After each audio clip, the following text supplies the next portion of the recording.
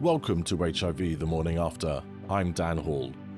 I'm a documentary producer and director. I've spent my entire adult life watching ignorance and prejudice play out around HIV. And frankly, I'm tired of it. And I'm sure many of you are too. This podcast is an attempt to do something about that. By doing what I do best, interviewing people and letting them tell their own stories. I can make these episodes, but I can't make people listen to them or find them on their algorithms. That bit's down to you. Please rate, review, and share HIV The Morning After. Right then, let's get started.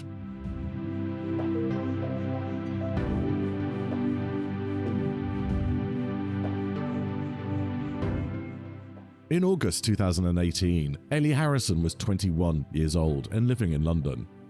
She ordered a home test, not because she was frightened, just as a precaution. The test sent her to a clinic, and the clinic sent her to a room. The result wasn't a false positive. She kept that result to herself for 1,199 days. Ellie Harrison, welcome to HIV The Morning After. Thanks so much for having me. Now then, let's go straight in. Take us to that summer of 2018. It's one of those normal stories, isn't it? I was 21. I'd been working in London at this incredible fashion company. I was in a relationship. Everything felt so perfect. All of my dreams were coming true. However, I had this final year of university looming. So I knew I had to move back to Birmingham. I knew I had to finish my studies. And I just didn't really know if my relationship could stand not just the distance, but like the change of pace. Like being at uni is very different to working a 9-to-5 job. So just as a precautionary measure, I made the decision on the basis I thought I was going to go through a breakup to order a home STI kit. To help people understand that better, why did you feel that was a good thing to do at the end of the relationship? It's just, I guess it's something I'd always done whenever I'd swapped partners, whether that been long-term relationships or just, a one-night stand. I had always taken a test. So I just got in the routine of it. And I guess I was pretty sure if I was going to go through this breakup, I was going to be a little bit sad. There was every chance that I was going to go back to uni and have a little bit of fun and just kind of let my hair down. So I just wanted to be, I guess, safe and precautionary. And I totally hear you on that habit as well. Habit I think is a hugely important thing. And I remember way back in the early 90s, having it drilled into me by friends of mine who worked in sexual health. Just go for an STI checkup every 3 months, whether you're in a relationship or not or whatever. Just because of the level of sex I was having and the type of sex I was having, they just said, do it as a habit. And I still do it now as a habit. And I've been in monogamous relationships where I've had partners have an issue with that. They've been like, surely you should only do that if you're cheating on me. And I go, nope, it's non-negotiable. It's just a habit that I do. And I think it is so important that we build into our sexual health habits such as this, just simply because there's so much shaming around going to STI clinics or going for checkups, which I think is ridiculous. And I think we can just bypass so much, certainly internally, bypass so much of that shame by just making it part of a habit. I think, especially when I was at university, not that I didn't think I could catch HIV. I knew that obviously it was a possibility. I just thought the chances were so incredibly low. But the thing that I was most worried about was like getting chlamydia, because everyone used to joke about it all the time. And I think I did have that ingrained fear of being like, I need to have this habit. I need to be safe. I need to be checking. But it was never HIV that I was probably checking for. And I have to say, I do think chlamydia always sounds like the daughter of a Greek god. Do you know what? When you say it like that, it's kind of sexy, isn't it? I don't think I should be glamorizing it, but...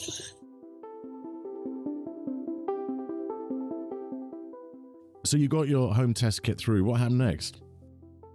So it's one of the ones that, you just send it off in the post. So I've done all my swabs, done the finger prick that you send off. I don't want to say I memorialised the day I was diagnosed, but it is a calendar day that I always remember and I do something special on. But technically my doctors have me diagnosed 3 weeks before that day on the basis they go from the day that I submitted that first blood test. So I think it took about a week and a half to get a text. And it was back in the habit where I think you got like random texts as and when the results came in. So I'd been like, had a negative, I think, for syphilis or something like that. And then I was waiting on the rest of them to come. And I didn't get a text, I got a call. And I think everyone who's done STI tests know when you get a phone call, it's normally because it's something bad. So received this phone call and they're just very calm at the time and just said, look, one of the results has come back. You just got to pop in. Again, I think I just assumed I had chlamydia. So was a bit worried, went to the clinic the next day. And it wasn't until I sat down and you could just tell that like the vibes were a little bit off. And then she explained to me, she was like, look, you've had a false positive for HIV. She said you had a false positive for HIV. She called it a false positive, yeah. So she explained to me that, I mean, everything she said is actually incorrect, but I'll repeat it for the sake of the story. But she said it could have been the way the blood was transported because it's from the finger. Maybe I hadn't cleaned my finger well enough. And all of these little markers could have potentially made it come back as a false positive. Now, what I know about HIV now is the only way to have a false positive is normally if you've got antibodies for another illness. It can sometimes flare. COVID was quite similar. So there are viruses that can flag up as HIV, but it's not technically HIV. But she reassured me at this point that it's highly likely we'll take blood from the arm and I'll just get a text to say everything's fine. So I left that clinic and I went on a night out and I made jokes about the fact I thought I had HIV for about 30 seconds. I was like, there's 30 seconds of my life where I was scared thinking I had HIV and I don't. How funny, haha. And then what happened next? I think it would have been about a week later on a Monday. At the time, I just moved back to Birmingham. I'd been in Birmingham like 2 weeks. And I was working in a warehouse doing a little it was just like a shift manager role basically before I went back to uni. And I wasn't normally allowed my phone with me until lunchtime. So went off at lunch, picked my phone up, was walking towards the Greg's and was just going through like everything on my phone. And I had, honestly, it must have been about 40 missed calls from a NHS number. And they'd left me a voicemail saying I basically needed to ring back as soon as I possibly could. So I called them walking towards Greg's. And she then just said, look, we need you to come back in. And I went into full panic. So I never even had my lunch because I didn't make it to the Greg's. I just turned straight back round to walk to the office. And I burst into the office crying my eyes out, looking for my manager, being like, I need to go. Because at that point, I didn't need to go to that clinic to know what was about to happen. Do you know what I mean? It was like the house of cards was falling and I knew what was going to happen.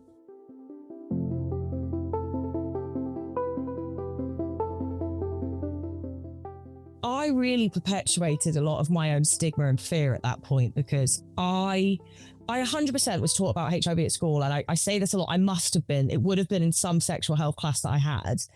But I didn't carry any of that knowledge with me. I wasn't armed with any of the details about it. So before I got to the clinic, I basically got an Uber straight to this clinic and I was 20 minutes early and they wouldn't let me in. So I sat and basically started ringing my parents, crying to everyone. But I was sat there thinking, I'm going to die. I was like, I didn't know that medication existed. I didn't know. All I remembered is these scary things of people dying in the 80s. So you said you called your parents. Was this the conversation that you were having with them? Because many of my guests talk about the loneliness of having to protect people from this information. And it just sounds like it was so overwhelming for you, you just had to share it. I'm a bit of a gobshite.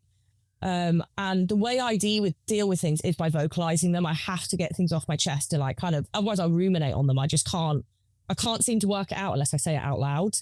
And my mum and dad have always been incredible. Throughout my entire life, I've had such a close relationship with them. I mean, I joke about this a lot when I'm home, but my mum could probably tell you every guy I've given a blowjob to, let alone had sex with. So we've always had that closeness and that kind of friendly nature that I never worried about telling them that. It wasn't even a thought that crossed my mind. I just rang them because I needed my mum and dad. And I told them, they knew I'd had this false positive. They knew I was waiting for results. And ironically, they were really hungover at an 80s festival. In Choose Live t-shirts as well. So they had to get changed before they could come to me because they were like, this is just not appropriate today. But yeah, I told them and I was like, look, I'm about to go into this clinic. And my mum kept reassuring me again, being like, it will be something else. Like, it will be gonorrhea, it will be chlamydia. Like, it's not going to be HIV.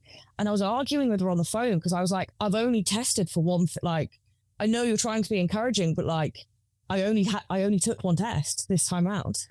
So then the clinic opens and you go in and you're given your positive result.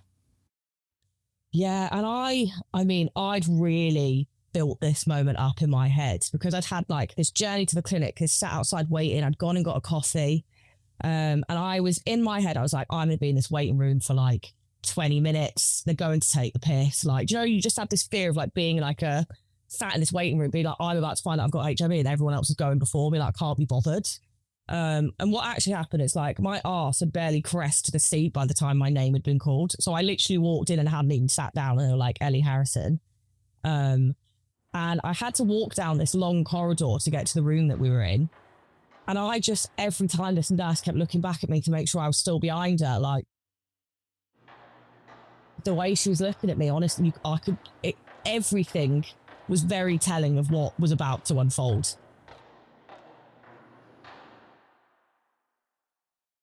And we got in the room and I refused to sit down. And I was basically shaking. It always makes me emotional when I say this. I'm sorry if I get a bit like tearful, but I just remember shaking, being like, tell me, like, just say it. Like, just, then she was just looking at me going, I really need you to sit down. I was like, I just need you to say it. Cause like, I can't get past this moment until we just get through it. And then eventually she said like, I'm really sorry. Like you are HIV positive. I then proceeded to have about 6 panic attacks back to back. I couldn't stand, I couldn't sit, like I was just shaking. She was trying to call people in. They were potentially discussing calling an ambulance. So I was like, God, don't do that. And it was just this intense panic I went into. I can't even explain it. I was hyperventilating. She was telling me all these stuff about HIV, but like nothing was going in.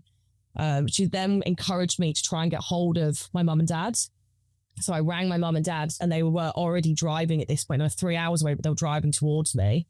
And I was like, I'm really sorry, but you are going to have to come to Birmingham. I need you to come here. And I said like, yeah, I've got it.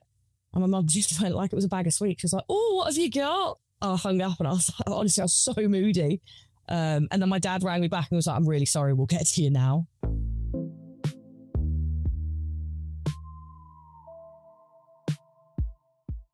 I wonder why, as human beings, in the way that we think, when there is something unsaid in a room and you know what is unsaid and the other person knows what is unsaid and the whole room knows what hasn't been said, it is still important for that thing to be said out loud. I mean, I'd probably known at that point for at least 2 hours that I was HIV positive. Do you know what I mean? I tested for one thing. They called me back in. There was no way I was coming out of that room without a HIV diagnosis. And I knew that. But I put such a linchpin. And I think for me, honestly, I clung on to hope until I think it took me a good year to even accept the fact I was HIV positive, because every second I was just clinging on to this hope of like, maybe if she doesn't say it or she'll say something else, like this won't be happening to me. But that's curious because you're sort of almost battling with your own denial, aren't you? You're one bit of your head is going, it can't be true and it can't be true. And the other bit of your brain is going, say it, so I know it's true.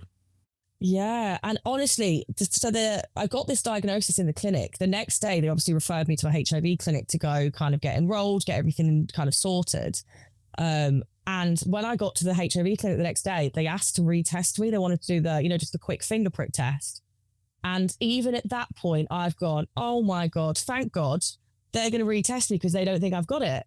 And I was like, this is perfect. Like another one.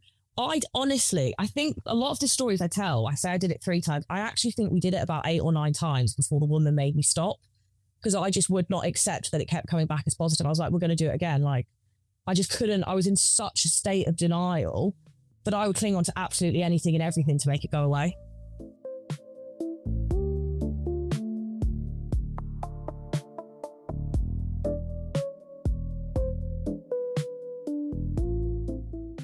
It probably will be the biggest thing that will ever happen in my life. Obviously, there'll be better things in terms of if I get married or have kids, but in terms of a real change of every single thing in my life, like I potentially lost the guy that gave me HIV. I used to work with him. So I couldn't go back to that job. My relationship was falling apart. Had to go back to uni feeling like a broken woman. My entire life changed, all because someone told me that this invisible thing actually does exist. So this invisible thing is inside you, and eventually you come to accept that the positive results coming back do mean that you are living with HIV. What were the months and the years straight after that like? What were those 1,199 days? Recently, I got a tattoo on my arm that says 1,199 days. I got it in red, obviously for HIV. It is the elapsed amount of time between the day that I was diagnosed, August the 20th, and the day that I became a HIV activist, which ironically is World AIDS Day about 3.5 years later. And I got this tattoo because they were the darkest days I'd ever encountered, the loneliest, the most... I say it to people, but like I had to drag myself through hell and back to be the person I am today, because that diagnosis just stripped me. And it annoys me that I let it happen. And like, I think I beat myself up a little bit because I say like, I could have done it better or I could have done it sooner, but I just couldn't get past it. I couldn't understand how my life could carry on. So do you think a lot of that was from your own stigma? Do you think a lot of the sense and the challenges were that you were maybe had a shitty attitude towards yourself? Yeah, I mean, my lack of knowledge around HIV didn't help at all. I think the stigmas that I was putting on myself, and I joke about this all the time, I'd convinced myself that I was the only woman in the whole world that had HIV. Like, that's how I felt. So I wasn't going to any of the groups that I'd been offered. If I'm honest, the clinic had kind of discouraged me from going to them because I think my big feeling was, why has this happened to me? And they were worried that a lot of the groups that they had the majority of them were gay men. And I think they were worried it would like perpetuate it. But even when I was telling people, the conversations I was having slowly with my friends that I built up my courage is, people were affirming everything that I was worried about. No one was actually countering my opinion and going, it will be okay. People were going, that is really tough. Like, I don't know how you're dealing with it. So you're telling me that despite the internet, despite Google and everything, no one was having this conversation with you, then going away, doing a bit of work, and then coming back to you next time you're in the pub going, Ellie, I've looked some of this stuff up, and Ellie, love, this isn't 1982. It's weird, right? The living with HIV, it's never bothered me. The taking medication, etc., it's never been the issue. I knew pretty quickly that I wasn't going to die. I know I could take this tablet and everything was going to be fine. The thing I couldn't get past is the fact that I felt like the world's biggest leper. I was like, no one's ever going to want to be with me. I felt filthy. Like, I used to shower in boiling water to the point my skin blistered. That's how like dirty I felt. And it's so sad that I did that to myself, but it's because every person I told was just saying, yeah, that's really shit. No one was going, it's actually not that bad, you can't pass it on. People were going, I actually don't know how I would navigate that.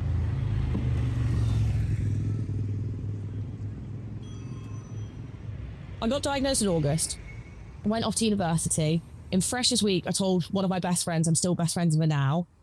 She reacted really, really well. Her dad works in pharmaceuticals. She understood HIV. She was like, you're going to be fine. She appreciated it was difficult, but she was, quite supportive. I then told probably only like 8 or 9 people. It wasn't that many. And the only thing I'd asked everyone is just, please don't tell your boyfriends, don't tell your friends. Like, I can't have everyone knowing. I need to be able to talk about it in this group. But other than that, that's all I want. And I actually didn't know, but in Freshers Week, when I was back in September, so I'd only had HIV for 2-3 weeks. I'd gone to a party.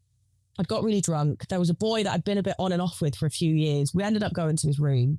And I actually don't remember, but I told him because I think we'd kissed or something like that. And I'd panicked at the interaction being like, oh my God, I've had HIV through. It's like, get away. I don't know what to do. I've told him I've got HIV and I've absolutely legged it from this party, running to my friend Caitlin's arms and then told her too. And I thought I'd just told her. I don't remember telling this boy. It turns out I didn't know. He had then gone and told a lot of people. People were also fine. I mean, what basically happened, I think it came to May. I assumed I was getting better. I assumed not a lot of people knew. We sat in a beer garden. One of the rugby lads came over and he kept asking me if I was all right. And kept being like, I know you've going through it, etc. And it just twitched, something in my head didn't feel right. And I was like, he knows. So I then started cornering people going, what do you know? And people started admitting the fact that they knew. I then went on an absolute chaotic mission to the point I'm running around pubs and bars, cornering everyone, asking what they know and how they know. And it turns out that he had told someone. People had then overheard the conversation. In the process of me getting angry at people knowing, people are then also overhearing and finding out from that. everyone is then arguing over the fact that I'm really upset, and that them arguing is also meaning that other people are now hearing them arguing and finding out. And it just exploded. And it felt like everyone at university knew, the whole of the fucking city centre of Birmingham knew that I had HIV, is what it felt like to me. And no one was saying nice things. They weren't going, look how great she's doing, like she can't pass it on, etc. They're just going, Ellie's got AIDS, Ellie's got an STI. And it made me feel really small, like really, really insignificant and small. And like, I just honestly, I felt like I had no one. Because even though my friends were being supportive, my friends are also friends with the people that are doing this to me. And everyone's a bit conflicted, because I don't think people thought what they were doing was wrong at the time, because they were like, oh, I know we've discussed it, but it's not that big of a deal. And they didn't realize how much of a probably mental toll it was then going to have on me. So because we don't have the community I surround myself with now are very different people, and I'm exposed to a lot of people living with HIV now. I needed that exposure, I think, to get better, because I needed people to kind of give me that little bit of hope that it was going to be okay, but also be educated enough on HIV that people didn't care. And I think that's what all of my friends and the people in my social circles were maybe lacking, is they didn't know anyone else with HIV. It was just me. And therefore they had no comparison to be like, it's going to be fine.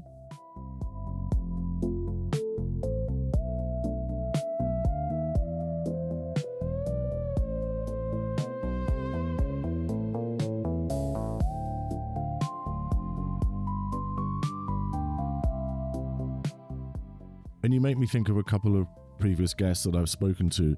The first one is Lawrence, who's episode 2 of this series, where he talks about how he felt incredibly toxic as well, and how his HIV, which he tested positive for in the 80s, led him to incredibly dangerous and negative relationships, because he would only be with people who he felt he wasn't, in his words, a burden to, that he wasn't dragging them down to his level, because he sort of felt like he should be grateful for any attention or any affection he got. Doesn't matter how shitty the person was that it came from, because he just thought himself as this wandering, toxic nothing. Yeah, and do you know what? I don't think I've ever really discussed this before, but I think what I've learned over the last 8 years is I was seeking sexual gratification from anyone I could, on the basis I needed people to want to have sex with me, because that felt like my biggest barrier was, how am I going to go into like relationships, etc., if I don't feel like I'm wanted? So I was just going, I mean, I didn't date a lot. I took quite a while off to start with, because I just felt so like filthy. But when I finally got into it, I didn't really care if people were an arsehole, because I just liked the fact that they wanted to have sex with me and they didn't care. That was enough for me.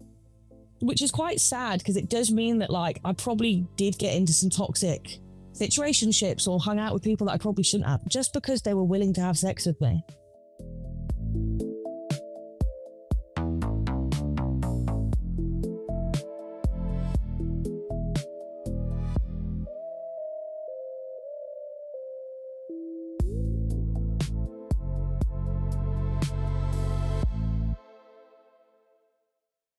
So this 1,199 days is a really clear, defined and challenging period. Why did it stop? What happened on day 1,199? So my dad likes to take credit for this. Well, on the day I was diagnosed, he made a lot of very poignant jokes, one of which he kept telling me to stay positive, which at the time wasn't funny, and now I've kind of taken it in my stride. But he also said to my mum, whilst he hadn't even seen me yet, and they were driving towards Birmingham to come kind of comfort me, and he said, I think one day she will want to talk about this, and like she'll use it to help people. And me and my dad had had lots of conversations over the years about when I'm ready, I did want to talk about it. And I'd kind of been inspired by the Gareth Thomas documentary had come out of him, you know, talking about his diagnosis and explaining kind of a lot of things about living with HIV. It's a Sin had come out, which was so powerful. I'd also become such a fangirl of Nathaniel Hall. I love it now because he's now one of my really close friends, but we actually met because I was fangirling over him and I was like, oh my God, you're so incredible.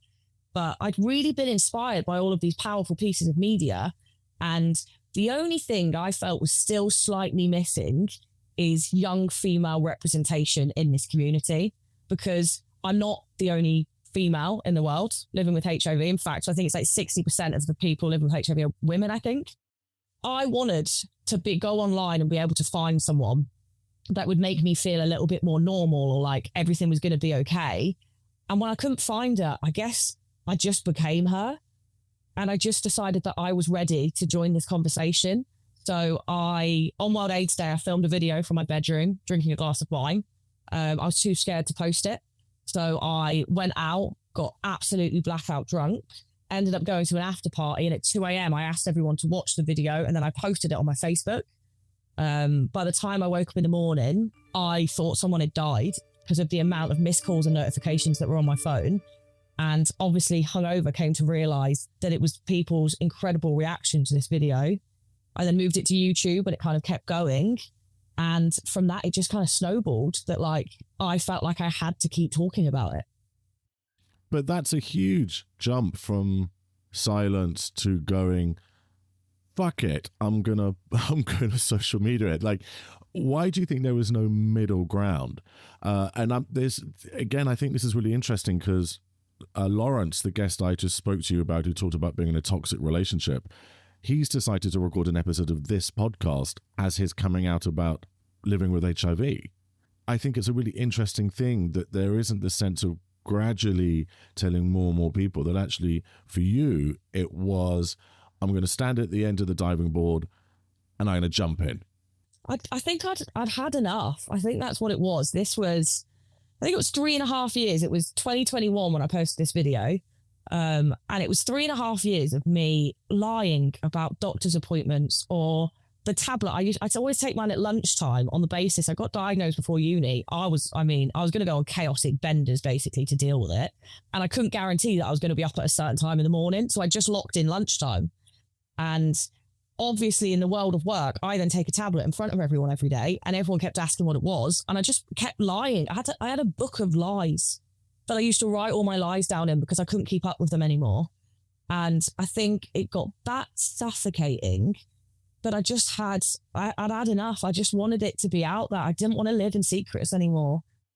It sounds, Ellie, like you're not the sort of person for someone to come up to in the pub and go, excuse me, you Ellie Harrison, I think you're so brave. Oh, it's so funny you say that. I hate it when people say I'm brave. Like, and I know people are just being nice, but like, I always say, I don't know what I did that people think is brave, because all I've done is talk about something that happened to me. That's not bravery. I have free will and I should be allowed to do that. The calling me brave, I think, stigmatizes the fact that we still shouldn't be talking about HIV and the fact it's a dirty word. I'm not doing anything brave. I'm just proving that this is completely acceptable. I think that's a really, really good point. And Nikolai Talnielania, so his episode is in series 2. He says something that genuinely really struck me. He talks about the risk of something maintaining being called a taboo if we keep talking about it as a taboo. He's like, it can start to become its own self-perpetuating thing. And I think you're absolutely right in what you're saying about why would people call something brave if they didn't also then think that that's tied in with that's something that should be kept secret.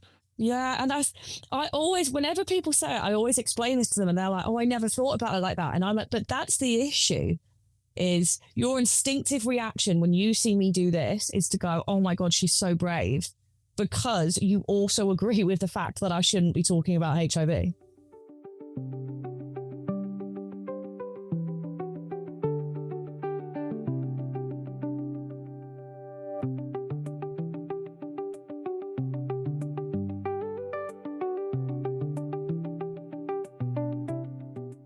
And taking us back to the times before you then made these very public declarations, before you went on TV, and you didn't access any of the services that were potentially available, and you had moved to Manchester by this point. I think it's really curious that with the George House Trust, which is a brilliant organisation in Manchester, that you never used any of their services when arguably you should have done. And in fact, in your first engagement with them was as a volunteer. Yeah, so I moved to Manchester. When was it? September 2022 is when I moved to Manchester. So I'd been living with HIV for about 4 years. I'd never met anyone with HIV, never accessed a service. if I'm honest, I even was still a bit tentative at like Googling the word HIV in case someone saw it. I had already at this point done my YouTube video, but other than that, I was staying well away from everyone else with HIV. I was still very isolated. Moved to Manchester, working with the Terence Higgins Trust, ended up going on live TV on World AIDS Day. And after that, I was like, do you know what? Maybe I should reach out. I'm in Manchester, the George House Trust are here. I'll reach out and see if I can volunteer, maybe do a bit of speaking. Met one of the coordinators and she was like, do you want to do maybe some of the other stuff, peer mentoring? Let's get you on board. And I was like, yeah, absolutely. Like, let's go for it. And she was like, okay, great. I'll introduce you to Paul Fairweather, who is one of the 6 founding members of the George House Trust back in the 80s. And we went for I think it was just a cup of tea in the office. And it wasn't until we'd sat down with this cup of tea and he was like, he basically shared his HIV story with me and his diagnosis. And he said, you can do the same if you feel comfortable. And at that point, I confessed to him and said, you're actually the first person I've ever met living with HIV that knowingly I've been able to have a conversation with. And he was like, you've had HIV for 4.5 years now. You've been on TV. You've been talking about it. Why haven't you met anyone? And I said, I think I had this incorrect opinion that like it was going to make me feel awful and it was going to make me, I don't know, like have this why me feeling come back that I'd only just managed to get over. And God, how wrong I was. Like the most beautiful thing I have ever given my life is the incredible people living with HIV that I now get to call my best friends. Do you think a bit of you was wondering whether you were going to walk into a room and it just be like a late 1980s TV movie? Yeah, I think also this is such a weird thing to admit. I just assumed that everyone else was going to have like been diagnosed in the 80s. So they were all going to be, do you know what I mean, slightly older gay men. I didn't think there was going to be people my age or like me. I just had this weird opinion that like the 80s HIV had just stopped. Everyone had got it and they were now living with it fine, but it wasn't getting spread anymore. And it was just this weird thing that happened to me. And I was like an abnormality. When I first got into activism, I think I always used to say, like, if it helps one person, that's enough for me. And I know from my Instagram DMs and the private messages that I have from women that I have far exceeded one. I'd imagine I'm in the thousands by now of people that I've been able to help or save, some of them, which is beautiful. But at the same time, is this reminder of it isn't just gay men from the 80s that have HIV. Like HIV doesn't give a fuck what race you are, what gender you are, what sexuality you have. It doesn't. It's a disease. And it can affect absolutely everyone. And it is important that I think particularly with like young women and HIV, there is still probably thousands in the UK of young women like me living with HIV, but there isn't the same representation probably in the community because it's quite stigmatized for a young woman to catch HIV, right? The stigma I live with is that I'm a massive whore and I somehow went above and beyond shagging to get this to happen to me and I deserve it. That's not the case. And even if it was, does it matter? But I think that just adds to this fear of women not wanting to talk about having HIV. But all of the battle isn't over. And you've spoken about the huge difference between living with HIV and dating with HIV. Can you just delve a little bit more into that? Why is the dating part exhausting and can be frustrating?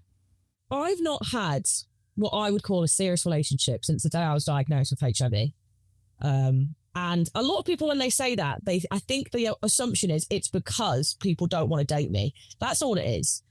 HIV gave me this incredible kind of intrinsic view of myself that I have seen the good, the bad and ugly that lives inside me. I've been to hell and back. I've hit rock bottom and come back from that. I know what I want, what I need and what I deserve. And I also know what complements me as a person. So it's great when I date and someone accepts my status. Wonderful. But if they're going out 6 nights a week, that's a bad influence on me because I'll go with them. And I think it's really hard to balance living with HIV, finding someone that accepts it and just clinging to that and going, this is great. And actually finding someone that is also a good match for you. Because a lot of the people that I tell that I have HIV don't want to speak to me anymore. I do get ghosted. I get blocked. I get called horrible names. Unfortunately, that does still happen. And it is easy when you've been battered down 6-7 dates in a row and people are going, I don't want to date someone with HIV, to not then cling to the next person. And I think it's been, I say this all the time. I didn't probably realise the impact that also being an activist would then have on my dating life. You do not need to know a lot about me to figure out that I've got HIV by a quick Google search. I think actually it's down to just Ellie. It used to be Ellie Harrison HIV. I think if you know where I work and my first name, you can find out I've got HIV. And those two things are readily available on the Hinge app. So if you stalk me on LinkedIn, that's it. You know I've got HIV. And it takes away this soapbox moment of me to tell someone my story and also like educate them on HIV, because you can find it so quickly. And it's a real battle. And I don't want to discourage people from talking about HIV or being open and honest. It's the internet now. Once it's out there, I can't take any of that back. And I kind of just have to accept the fact that it is a huge part of who I am now. You spoke there about being on 5, 6, 7 dates with someone, which generally means something's going quite well. But then there's the ghosting or the dumping. Can you give an example of when that has happened to you? Yeah, do you know what? What I tend to do now, it's really changed over the years. I didn't used to tell someone I had HIV until after I'd met them in person. Whereas now I take quite a more front foot approach to doing it. So normally before I'd gone on a date, I've told you I'm HIV positive. And there was a guy, been chatting for a while, was going well. We had a date planned in the diary. I've then told him that I've got HIV. And it's just the chat slowly dwindles and dwindles. It's like getting blood from a stone and then it just doesn't exist. And that's annoying because I've then put maybe like 2-3 weeks of my life messaging this person, putting a lot of effort in to then just be abandoned. And that I hate more than people saying it. So if I tell someone straight away I've got HIV and they go, I'm really sorry, I don't think I can deal with that, I actually respect that. Because you've been open, you've been honest, and you've told me. It's also given me the opportunity to reply and potentially teach or educate you something. When you ghost me, my immediate thought, and this is my own trauma and PTSD, I'm going to assume it's because I've told you I've got HIV. And I'm going to blame HIV for the reason that I am now single, because you've not even given me the decency to explain why you don't want to speak to me anymore.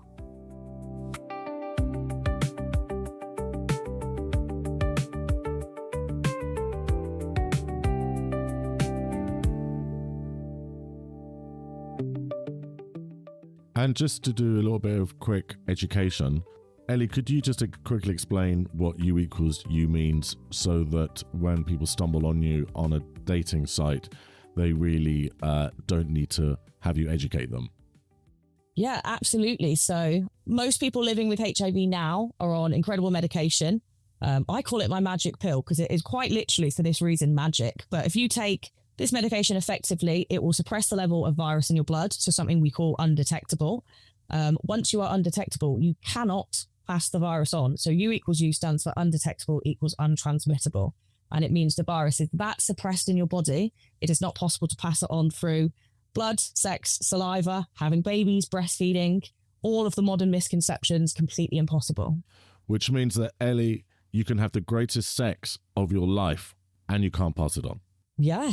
You could be as freaky. It is not a complicated concept, is it? It's so wild. I have a lot of people that message me, and I had a guy who was recently diagnosed who did message me and say, I'm worried about passing it on to the kids, like having babies. And I thought, isn't that weird that people also still think that the dad can pass it on somehow to the baby? And I was like, that's crazy. Number one, no one's passing it on if you're on medication. But two, how does he think that's happening?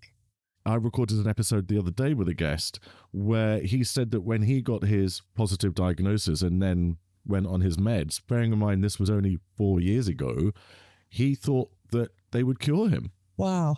And his big journey wasn't testing HIV positive. It was that he had to take meds all his life. And that was what pulled him down into his dark space. You know what?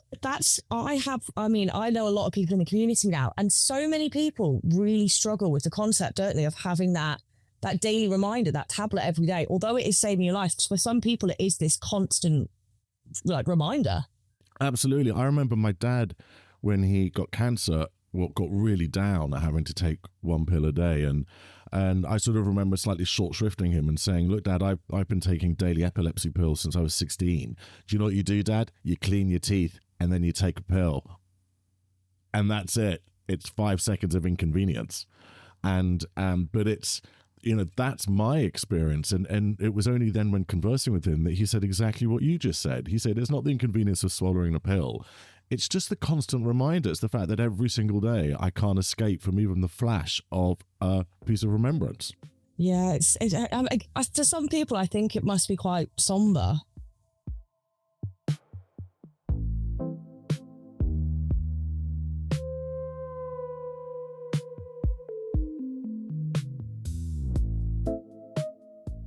So, Ellie, it seems that your story is remarkable because you received this shit piece of news that really was quite a slam on you, but then actually it has turned you into this incredible human being today. And I do wonder, if you were given a time machine to go back and change everything, whether you would take it. Yeah, not for a second. I say this all the time. It's so beautifully poetic, I think, that I used to beg them to take HIV out of me. I'd have done anything to get rid of this.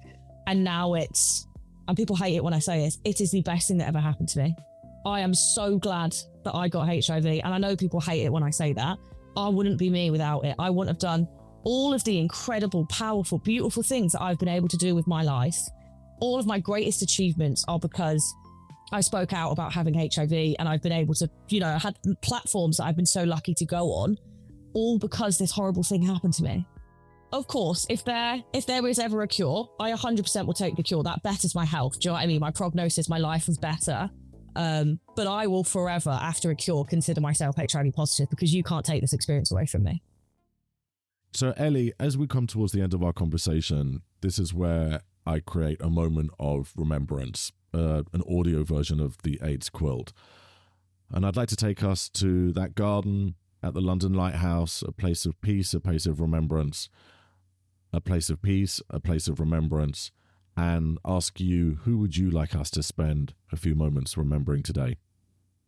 So I've been incredibly fortunate that I have never personally lost anyone due to HIV and AIDS, and I'm hoping for the rest of my life that I will continue with that statistic. So one of the people I'd love to give some remembrance to is still living. I have already mentioned him in the podcast. It's Paul Fairweather, who was one of the founding members of George House Trust back in the 80s. He, monumental in my story in terms of the first person I ever met face-to-face living with HIV. But I think it's so inspiring that still into his 70s, he is fighting every day like hell for people living with HIV and to create a space that we can all feel so comfortable and like family.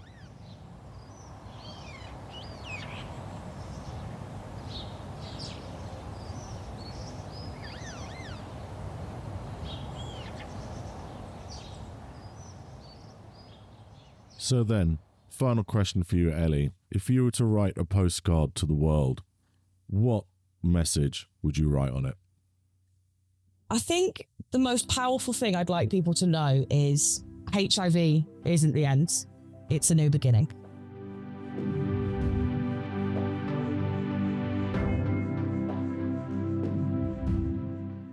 And that brings us to the end of this episode of HIV The Morning After. My sincere thanks to Ellie Harrison for carrying those 1,199 days of silence into this conversation and for sharing with us what came after. Thank you very much, Ellie. Thank you so much.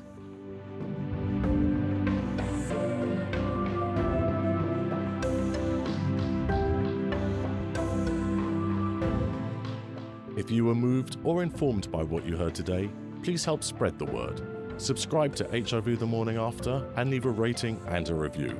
It makes a huge difference in helping others to find it. Your support helps to amplify these experiences.